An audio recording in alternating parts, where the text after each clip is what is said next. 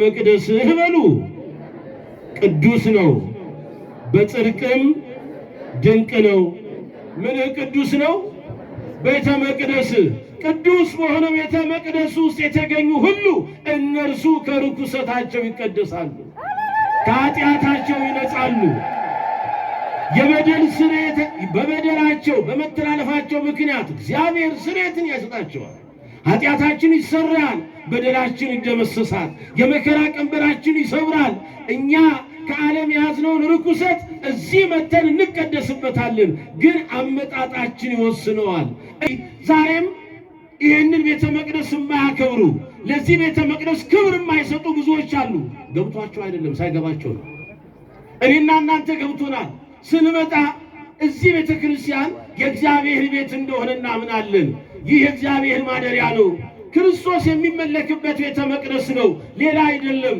ለቅዱሳኑ ደግሞ እርሱ አምላካችን መድኃኒታችን ኢየሱስ ክርስቶስ ለስም አጠራሩ ክብር ምስጋና ይግባውና አይሰማም።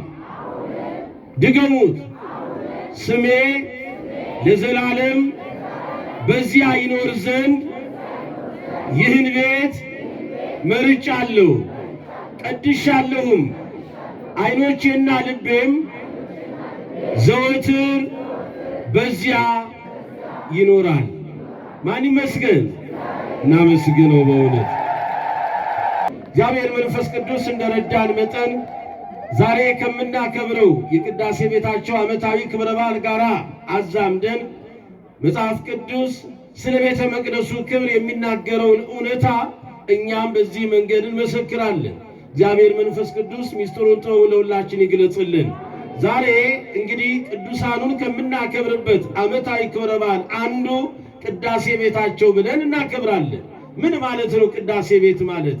እንግዲህ ሕንፃ ቤተ መቅደሱ ተሰርቶ በጻድቁ አባታችን በአቡነ ሀብተ ማርያም በስማቸው የተቀረጸው ጽላት እሱ ገብቶበት ቤቱ ሕንፃው አልቆ ተባርኮ ለአገልግሎት መስዋዕተ እግዚአብሔር ሊሰዋበት፣ መስዋዕተ ወልደ እግዚአብሔር ሊሰዋበት፣ የአምላካችን የመድኃኒታችን የኢየሱስ ክርስቶስ ቅዱስ ሥጋው የሚቆረስበት፣ ክቡር ደሙ የሚፈስበት፣ በዚህ መንገድ እግዚአብሔር ያከበረው ለማደሪያነት የመረጠው ዛሬ ይህ ቦታ ለዚህ አገልግሎት ለምን ለሰማያዊው አገልግሎት ለሰማያዊው አገልግሎት አምላካችን መድኃኒታችን ኢየሱስ ክርስቶስን ለማምለክ እሱን ለማምለክ ቅዱሳኑን እንደሚገባቸው ክብር እየሰጠን ለእነርሱም ደግሞ ክብራቸውን የምንገልጽበት ለእነርሱ መታሰቢያ ተደርጎ የተቀመጠ ነውና ለቅዱሳኑ በዚህ መንገድ እንግዲህ ቅዳሴ ቤቱ ከብሯል። እንኳን ደስ አለን፣ ደስ አላችሁ። የትምህርታችን ርዕስ ከመጽሐፍ ቅዱስ ሐሳብ ጋር ስንሄድ በዚህ በሁለተኛ ዜና መዋዕል ምዕራፍ 7 ቁጥር 16 ላይ እንዲህ ተብሎ የተነገረ ኃይለ ቃል አለ። ወይዜኒ ሐረይክዎ ወቀደስክዎ ለዝንቱ ቤት ከመ ይሰመይ ስሜ እስከ ለዓለም ይላል። አሁንም ይላል። እስኪ ይህን ቃል በሉ ሁላችሁም ክርስቲያኖች፣ አሁንም በሉ። አይሰማም? ድገሙት። ስሜ ለዘላለም በዚያ ይኖር ዘንድ ይህን ቤት መርጫለሁ፣ ቀድሻለሁም። ዓይኖቼና ልቤም ዘወትር በዚያ ይኖራል። ማን ይመስገን? እናመስግነው በእውነት። ወይዜኒ ሐረይክዎ ወቀደስክዎ ለዝንቱ ቤት ከመ ይሰመይ ስሜ እስከ ለዓለም።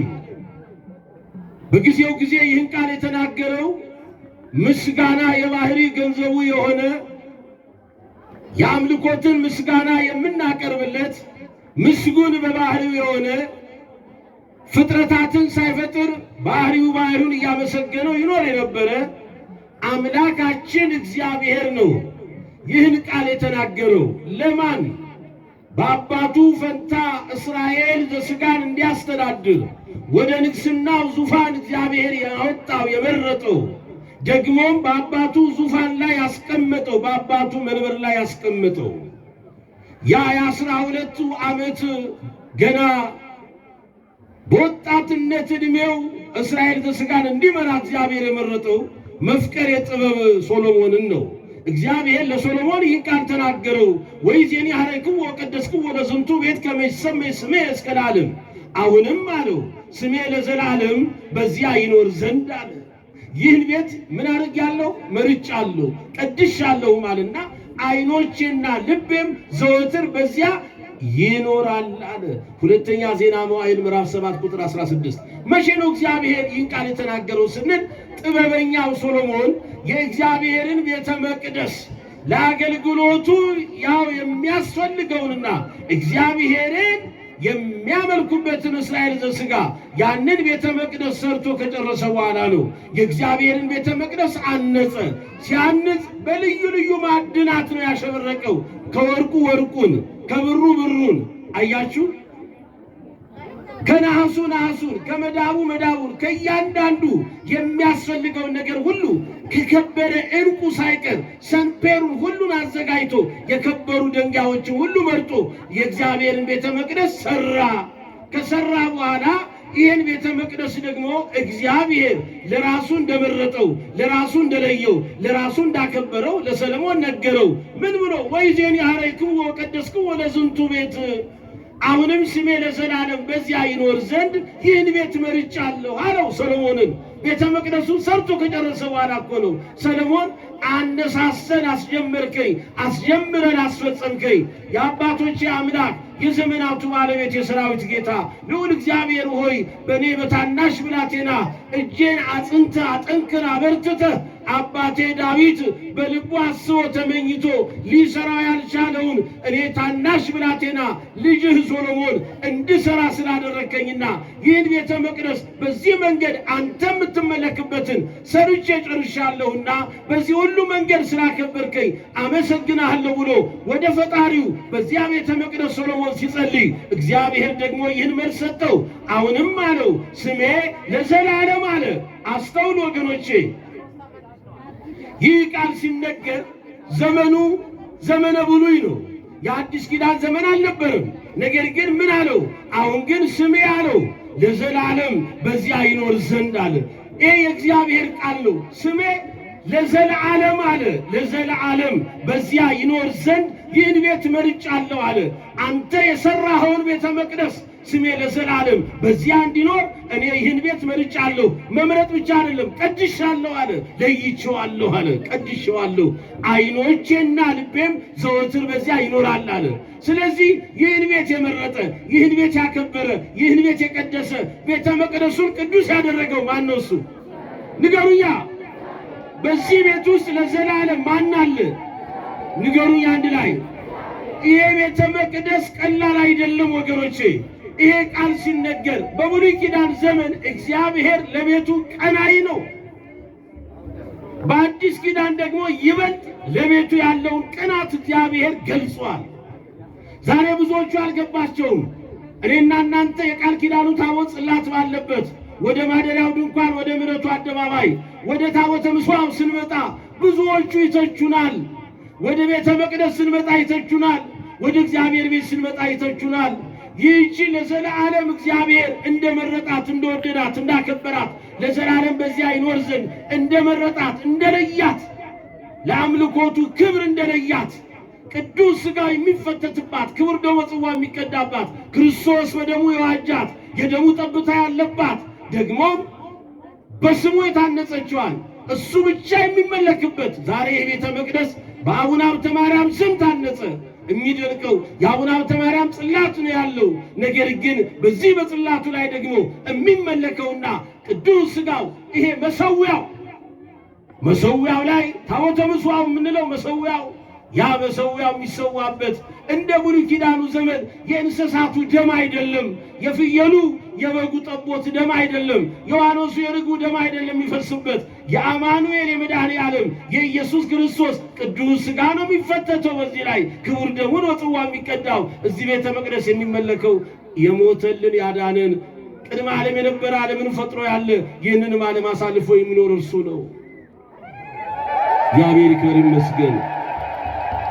ስለዚህ እግዚአብሔር አምላካችን ለንጉሥ ሰሎሞን ቤተ መቅደሱን ሰርቶ ከጨረሰ በኋላ በዚህ መንገድ እግዚአብሔር ለቤቱ ያለውን ክብር ገለጸለት።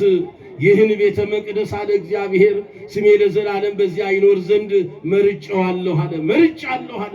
መምረጥ ብቻ አይደለም ቀድሻለሁ። ስለዚህ ዛሬ ይህ ቤተ መቅደስ ምን የሆነበት ነው? ቅዳሴ ቤቱ የተከበረበት ነው ስንል ህንፃው አልቆ ልክ ሶሎሞን እንደሰራው ቤተ መቅደስ የሚደንቀው ያ ነው።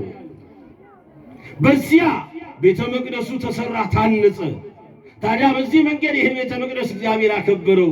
ይሄ ቤተ መቅደስ ለአገልግሎት እንዲውል አገልግሎቱን የጀመረበት ሰዓት በቃ አሁን ተቀድሷል፣ አሁን እግዚአብሔር መርጦታል፣ ለእግዚአብሔር ማደሪያነት ብቁ ነው ተብሎ በሚገባ ይሄ የክህነቱን አገልግሎት በሚሰጡ በብፁዓን አበው ሊቃነ ጳጳሳት ከቅዱስ ፓትርያርኩ ጀምሮ በተዋረድ ይሄ አገልግሎት በዚህ መንገድ ከብሯል።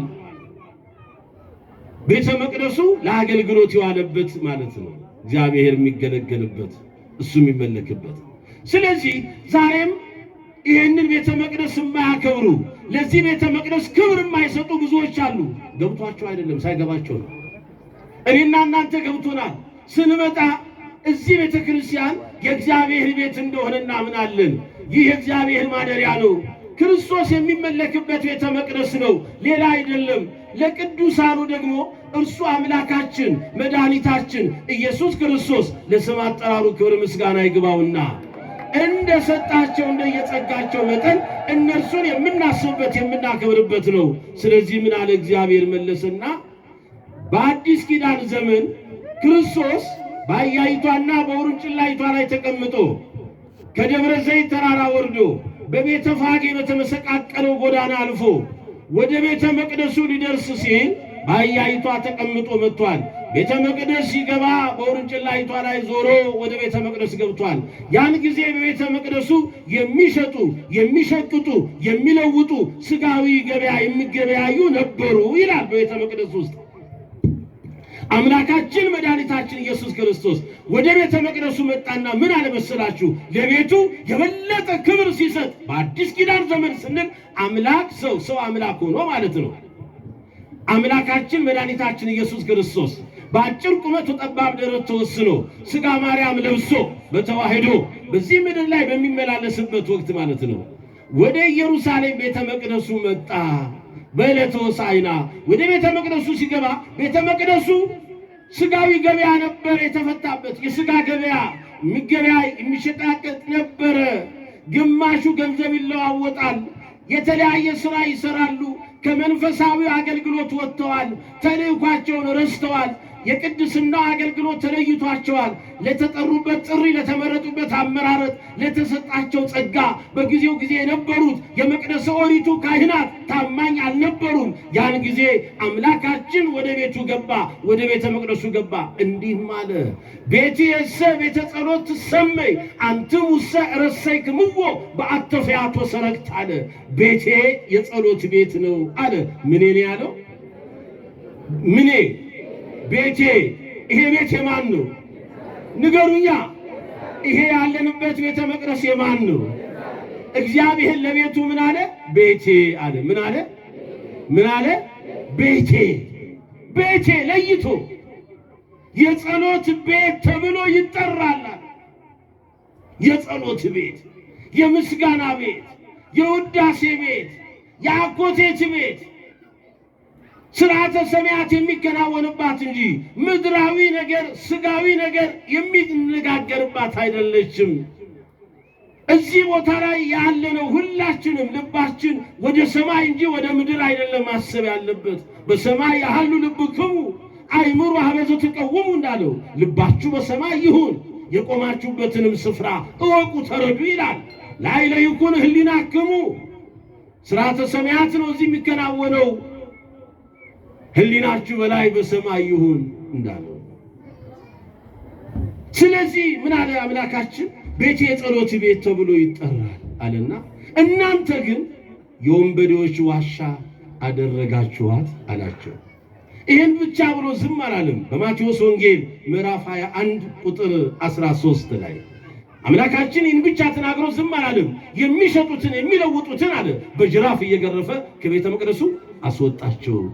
መደባቸውን ገለባበጠ ይላል። ገንዘባቸውን በተነባቸው ይላል። ውጡ አለ። ስጋዊ ገበያ አይደለም ይሄ። ዛሬ ወገኖቼ ለዚህ ነው ይቺ ቤተ መቅደስ ሥርዓተ ሰማያት የሚከናወንባት ናት። እንደ ሥጋ ፈቃድ፣ እንደ ሥጋ ሐሳብ፣ እንደ ሥጋ ስሜት፣ እንደ ሥጋ አምሮት፣ እንደ ሥጋ መሻት ከሥጋዊ እሳቢያችን ጋር የምንሰለፍባት አይደለችም። የእግዚአብሔርን ድንቅ ሥራ እያስብን ማዳኑን እያስብን ቸርነቱን እያስብን ምሕረቱን እያስብን አምላካችን መድኃኒታችን ኢየሱስ ክርስቶስ ከቤተልሔም እስከ ማእከለ ምድር ቀራንዮ ደግሞም ስለኛ የተቀበለውን መከራ መስቀል እያስብን ቀራንዮን እያስብን አምሳለ ቀራንዮ ናትና እሷን እያስብን ይህንን ሁሉ ነገር እያከናወን የምናሳልፍባት ቤተ ክርስቲያን ናት፣ ቤተ መቅደስ ናት እንጂ ሥጋዊ ነገር የሥጋ ሐሳብ፣ የሥጋ መሻት፣ የሥጋ ፈቃድ የሚከናወንባት ቤተ መቅደስ አይደለችም። ትለያለች፣ ክብሯ ልዩ ነው።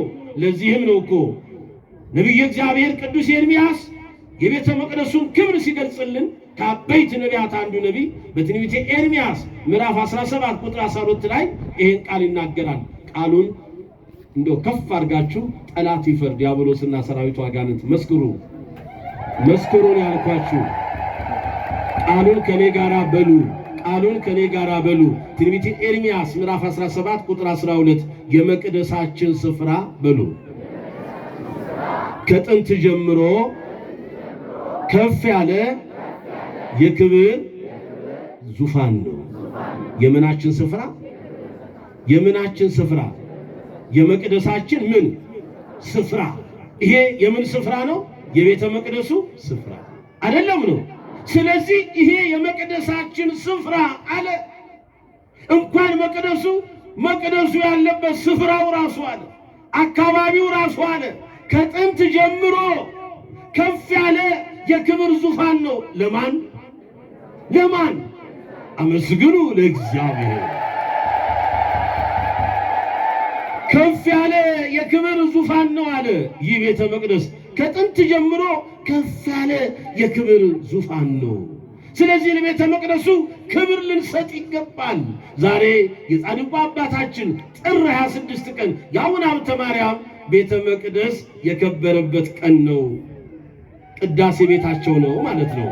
ስለዚህ እንደገና መዝሙረኛው ልበ አምላክ ቅዱስ ዳዊት ስለ መቅደሱ ክብር ሲናገር ቅዱስ ወመንክር በጽድቅ ይላል።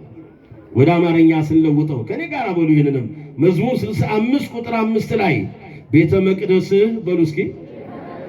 ዛሬ ቅዳሴ ቤታቸው ነው የከበረው። የማን ቅዳሴ ቤታቸው ነው ሲባል ቤተ መቅደሱ በስማቸው የታነጸው ጽልማን ነው ህንፃው። ቤተ መቅደሱ ተሰርቶ አበቃ። በስማቸው የተቀረጸው ጽላት ደግሞ እዚያ ውስጥ ገባ። ይሄ ቤተ መቅደስ ተሰርቶ ካለቀ በኋላ ለምን ዋለ ማለት ነው? ለአገልግሎት ዋለ። ማን የሚገለገልበት? እግዚአብሔር። ማን የሚመለክበት? እግዚአብሔር። አያችሁ፣ የማን ስጋ የሚፈተትበት? የአማኑኤል የእርሱ ከማን የነሳው? ከድንግል ማርያም የነሳው ስጋ። ቅዱስ ጽድቅ ወመንክር በጽድቅ ይላል። ቤተ መቅደስህ በሉ ቅዱስ ነው፣ በጽድቅም ድንቅ ነው። ምን ቅዱስ ነው? ቤተ መቅደስ ቅዱስ በሆነ ቤተ መቅደስ ውስጥ የተገኙ ሁሉ እነርሱ ከርኩሰታቸው ይቀደሳሉ፣ ከኃጢአታቸው ይነጻሉ። የበደል ስርየት በበደላቸው በመተላለፋቸው ምክንያት እግዚአብሔር ስርየትን ያሰጣቸዋል። ኃጢአታችን ይሰራል፣ በደላችን ይደመሰሳል፣ የመከራ ቀንበራችን ይሰብራል። እኛ ከዓለም የያዝነውን ርኩሰት እዚህ መተን እንቀደስበታለን። ግን አመጣጣችን ይወስነዋል። እንዴት ሆነን ነው ወደ ቤተ መቅደሱ መምጣት ያለብን? በምን አይነት መንገድ ነው የምንቀደሰው? እኛም እግዚአብሔር ዓላማው ዘወትር ሁልጊዜ የኛ መቀደስ ነው። ወገኖቼ ቤተ መቅደስ አንዱ ህንፃው ቤተ መቅደስ ነው፣ ህንፃ ቤተ ክርስቲያኑ። ሁለተኛ ቤተ መቅደስ እያንዳንዳችን የክርስቶስ ማደሪያ ነን፣ ቤተ መቅደስ ነን፣ ሰውነታችን፣ አካላችን። ሶስተኛው የኔና የእናንተ ህብረት ነው ቤተ መቅደስ። አንድም ሁለትም ሆናችሁ በስሜ እንዲህ ስትሰባሰቡ በመካከላችሁ ነው ይገኛለሁ ስላለ ይሄ ቤተ መቅደስ ቅዱስ ነው አለ። ምክንያቱም አምላካችን ቀድሶታል፣ አክብሮታል ህንፃውን ቤተ መቅደስ። አሁን ይህን ቤተ ክርስቲያን በጽድቅም ድንቅ ነው አለ። በእውነት ድንቅ ነው። እዚህ ቦታ የሚሰራው ተአምራት ድንቅ ነው። ማን ስለሚሰራው? ማን ስለሚሰራው? በዓለም የሚሰራው ስራ ያስደንቀንም አይምሰላችሁ። ብዙ የሕክምና ጠቢባን ይኖራሉ። የሚያደርጉት የማዳን ጥበብ ግን የተሰጣቸውንና ያወቁትን ነው። ትላንት አንዱ ሐኪም የደረሰበትን አንዱ ይደርስበታል። ከሱም የተሻለ ስራ ቢሰራ ምናልባት እኛ እንዲሁ ልናደንቀው እንችላለን። ከማድነቅ በላይ ማድነቅ ያለብን ነገር ቢኖር በስራ ሁሉ ድንቅ የሆነውን ማንን ነው? እግዚአብሔርን ነው። ስለዚህ ምን ይላል መሰላችሁ? ራሱ መዝሙረኛው በልዎ ለእግዚአብሔር ግሩም ግብርከ፣ እግዚአብሔርን ስራ ግሩምና ድንቅ ነው በሉት ይላል። ስለዚህ ቅዱስ ዳዊት ምን አለ? ቅዱስ ጽሕፈከ ወመንክር በጽድቅ፣ ቤተ መቅደስ ቅዱስ ነው በጽድቅም ድንቅ ነው አለ። መንክር እግዚአብሔር በላይ ለቅዱሳን ይሁን ይመልስና የዳዊት መዝሙር 67 ቁጥር 35 ላይ እግዚአብሔር በቅዱሳኑ ላይ ድንቅ ነው ይላል። አይደንቅም? ከቅዱሳኑ አንዱ አባ ሀብተ ማርያም ናቸው። በእሳቸው ላይ እግዚአብሔር ድንቅ ነው፣ እናመሰግነዋለን። ድንቅ ነው። ታዲያ ለምንድን ነው ዛሬ ይሄ ቤተ መቅደሱ የእግዚአብሔር ማደሪያ ነው። የክርስቶስ ቅዱስ ሥጋ የሚፈተትበት ክቡር ደሙ ጽዋ የሚቀዳበት ነው። መሰረቱ እሱ፣ ጉልላቱ እሱ ነው። ታዲያ እንዴት እያንዳንዱን ቤተ ክርስቲያን አንድ ጊዜ በአቡነ ሀብተ ማርያም፣ አንድ ጊዜ በአቡነ ገብረ መንፈስ ቅዱስ፣ አንድ ጊዜ በአቡነ ተክለ ሃይማኖት፣ አንድ ጊዜ በሕፃኑ ቅዱስ ቂርቆስ በሰማይቱ፣ አንድ ጊዜ በእስጢፋኖስ፣ አንድ ጊዜ በቅዱስ ጊዮርጊስ እያልን ለምን እንጠራለን እንዴ? ቤተ መቅደሱ እሱ የሚመለክበት ነው። ለምን ታዲያ ይሄን እናደርጋለን? ለምንድን ነው በእነዚህ ቅዱሳን ስም ቤተ ክርስቲያኑ የሚሰየመው? ለምንድን ነው በቅዱሳን ነቢያት፣ በቅዱሳን ሐዋርያት፣ በቅዱሳን ጻድቃን፣ በቅዱሳን ሰማዕታት፣ በቅዱሳን መላእክት ደግሞም ክብሯ ማዕረጓ የተሰጣት ሁሉ ጸጋ ከፍጡራን ሁሉ በላይ የሆነ ፍጡራን የማይተካከሏት ወላዲተ አምላክ ንጽሕተ ንጹሐን ቅድስተ ቅዱሳን ድንግል ማርያም በእርሷም ስም ቤተ ክርስቲያን ይሰየማል። አይሰየምም? ለምን እንዴ? ቤተ መቅደሱ የክርስቶስ ነው። ያን እኮ ማን ነው የሚመለክበት? ንገሩኛ። አምላካችን መድኃኒታችን እግዚአብሔር ኢየሱስ ክርስቶስ ነው የሚመለከው። ለምንድን ነው ታዲያ በእነዚህ ስም ቤተ ክርስቲያን የሚሰየመው? ህንፃው ተሰርቶ ካበቃ በኋላ ይሄ የአቡነ ሀብተ ማርያም ቤተ ክርስቲያን ነው፣ ይሄ የቀዳሜ ሰማዕት ቅዱስ እስጢፋኖስ ነው፣ ይሄ የገሌ ጻድቅ ነው፣ ይሄ የገሌ ሰማዕት ነው አይደለም ምንለው? ለምን? ይሄው ዝቅ ስንል ጴጥሮስ ጳውሎስ አለ አይደለም? እዚህ ጋር ስንመጣ የለም አለ። ለምን ተሰየመ? ይሄ ነው። ለዚህ ደግሞ አስረጃለን እኛ ምን? መጽሐፍ ቅዱስ ትንቢተ ኢሳይያስ ምዕራፍ 56 ቁጥር 5 ያዝ ወገኔ። ዝም ብሎ ብቻ እንደገዛ ፈቃዱ እየመጣ ልጥፍ የሚያደርገውን ሐሳብ አይደለም። እውነተኛይቷን አስተምሮ እንይዝና ሌላውን ጆሮ አንሰጠውም። ያሻው መናገር ይችላል። ለምን መሰላችሁ? የምናመልከው አምላክ የምን አምላክ ስለሆነ የነጻነት አምላክ ነው አይደለም? በቃ እግዚአብሔር እኮ አስገድዶ አምልኩኝ አይልም። በፍቅር የሚገዛ አምላክ ነው። በምህረት በቸርነት በይቅርታ። ለምንድን ነው ግን ዛሬ ታዲያ ይሄን የሚሆነው ስንል ታዲያ እግዚአብሔር ቅዱሳኑን እንዴት ያክብራቸው? የጠራቸውን፣ የመረጣቸውን፣ የወደዳቸውን፣ ያከበራቸውን አስቀድሞ የልጁን መልክ እንዲመስሉ የወሰናቸውን ሮሜ ምዕራፍ 8 ከቁጥር 33 ጀምረን የልጁን መልክ እንዲመስሉ አስቀድሞ የወሰናቸውን ጠራቸው፣ አከበራቸው፣ አጸደቃቸው፣ ከፍ ከፍ አደረጋቸው። በዚህ መንገድ ታዲያ እንዴት ያክብራቸው? ዛሬ እኮ አንድ አለቃ የሚወደውን አገልጋዩን በስራ ሁሉ ደስ ሲያሰኘውና በተመደበበት የሥራ መስክ ላይ ውጤታማ ሲሆን ምን ያደርገዋል? አረ ንገሩኝ፣ ምን ያደርገዋል? ባለበት ያስቀምጠዋል ወይንስ ምን ያደርገዋል? አቤት ከፍ ያደርገዋል፣ ማዕረግ ይሰጠዋል አይደለም? አዎ በመንግስት መስሪያ ቤትም በመንግስት ሴክተርም ይሁን በግልም ድርጅት ይሁን ነው አይደለም? አዎ ስራው ይገመገማል። ምን አደረገ ይባላል። ታዲያ እግዚአብሔር በዚህ መንገድ የጠራቸው የመረጣቸው የወደዳቸው ያከበራቸው ቅዱሳኑን እንዴት ያክብራቸው? ሲያከብራቸው በቤቴና በቅጽሬ አለ። ይሄ ቤት የማን ነው ብለናል? መጀመሪያ ንገሩኝ ባካችሁ። የማን ቤት ነው? ይሄ ቤተ ክርስቲያን የማን ነው? ይሄ ቤት አለ እግዚአብሔር ሲናገር ትንቢተ ኢሳይያስ ምዕራፍ 56 ቁጥር 5 ላይ በቤቴና በቅጽሬ አለ ለመረጥኳቸው፣ ለወደድኳቸው፣ ላከበርኳቸው የማይጠፋውን ምንም አይሆነው ስምና መታሰቢያ ለዘላለም ሰጥቻቸዋለሁ። አይደንቅ? አረ ክርስቲያን ወዳጄ፣ አረ ኦርቶዶክስ ተዋሕዶ ደስ ይበል። የማይጠፋውን በቃ ትምህርታችንን ጨርሰናል። የማይጠፋውን ምን በቤቴና በቅጽሬ በሉ የማይጠፋውን ስምና መታሰቢያ ለመረጥኳቸው፣ ለወደድኳቸው፣ ላከበርኳቸው ለባለሟሎቼ ቅዱሳን ማለት ነው ሰጥቻቸዋለሁ አለ። የማይጠፋ ስምና መታሰቢያ። ታዲያ ወዳጄ የአቡነ ሀብተ ማርያም ጽላት ቢባል ስለ ጽድቅ አገልግሎታቸው የተሰጣቸው መታሰቢያ ነው ለሳቸው። እየተግባባን ነው? ተግባባን አሁን? ታዲያ በምን ያስባቸው እግዚአብሔር ወዳጆቹን አገልጋዮቹን አምላካችን መድኃኒታችን ኢየሱስ ክርስቶስ እንዴት ያስባቸው?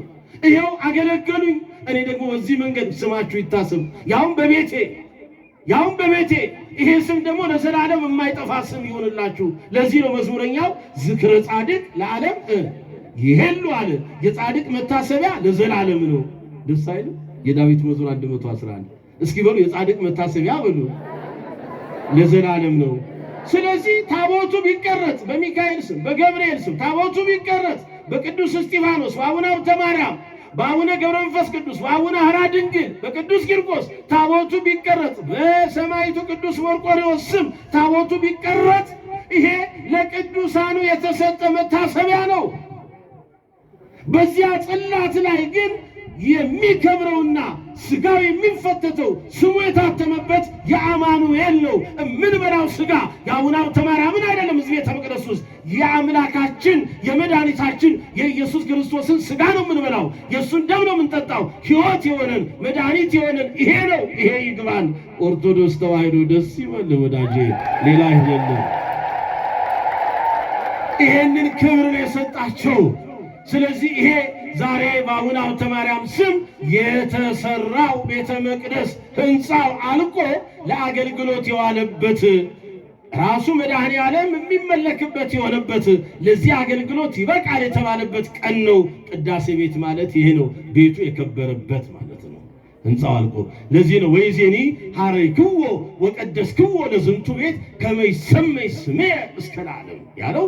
አሁንም እስኪ በሉ የመጨረሻው አይሰማም እኮ ስሜ ለዘላለም። ይኸውላችሁ ይህን ቃልና ኢሳይያስ 56 ያለውን ስሙ። እዚህ ጋር ምን አለ እግዚአብሔር? ሰሎሞን ቤተ መቅደሱን ሰርቶ ከጨረሰ በኋላ እግዚአብሔር ምን አለው? እስኪ ውሰዱልኝ። አሁን እግዚአብሔር እንዲህ አለ። አሁንም በሉ ስሜ ለዘላለም በዚያ ይኖር ዘንድ። ለምን አለ? ለዘላለም። ምኑ ስሙ የማን ስሜ ለዘላለም በዚያ ይኖር ዘንድ ይህን ቤት በሉ መርጫለሁ፣ ቀድሻለሁ። ዓይኖቼና ልቤም ዘወትር በዚያ ይኖራል። ስለዚህ የእግዚአብሔር ዓይኖች በዚህ ስፍራ አሉ የሉ? ልቡ አለ እግዚአብሔር። ዓይኖቼና ልቤም አለ ዘወትር በዚህ ቤት አሉ። ዓይኖቹ ያዩናል፣ ጆሮዎቹ እኛን ጩኸት ይሰማሉ፣ እጆቹ በምሕረት ወደ እኛ ተዘርግተዋል፣ እኛን ይፈውሱናል። ደስ ይበላችሁ። በቃ እግዚአብሔር ይክበር ይመስገን። ስለዚህ ለዘላለም ስሜ በዚህ ቤት ይኖራል እንዳለው በቤቴና በቅጽሬ ያለ ደግሞ እግዚአብሔር የማይጠፋውን ስምና መታሰቢያ ለዘላለም ምን አድርጋቸዋለሁ? ሰጥቻቸዋለሁ አለ። አይደንቅም? ለማን? ለዘላለም ደግሞ ለነሱ ይሄ መታሰቢያቸው ነው። ጻድቁ ሀብተ ማርያም ክብር ምስጋና ለእርሶ ይሁን። እግዚአብሔር ይመስገን። እናመስግነው ሁላችን። እንግዲህ ጥር 26 ቀን ምንድነው ማለት ነው? የጻድቁ አባታችን የአቡነ ሀብተ ማርያም ምናቸው? ቅዳሴ ቤት ማለት ምን ማለት ነው እያለሁ ይሄው ተመረነላው። በስማቸው ህንፃው ታንጾ አይደለም ያለው ተሰርቶ ለምን የዋለበት ለአገልግሎት ህንፃ የተቀደሰበት የተባረከበት ከዚህ በኋላ እኔ እመለክበታለሁ ብሎ እግዚአብሔር መረጠው ያንን ቤተ መቅደስ ማለት ነው። ይሄ ማለት ነው ቅዳሴ ቤት ማለት። ተግባብተናል። እግዚአብሔር በዚህ መንገድ አስተምሮናል። ዘወትር ከቤተ መቅደሱ እንዳንጠፋ በምህረት በቸርነት በይቅርታው እንዲጎበኘን ፈቃዱ ይሁን።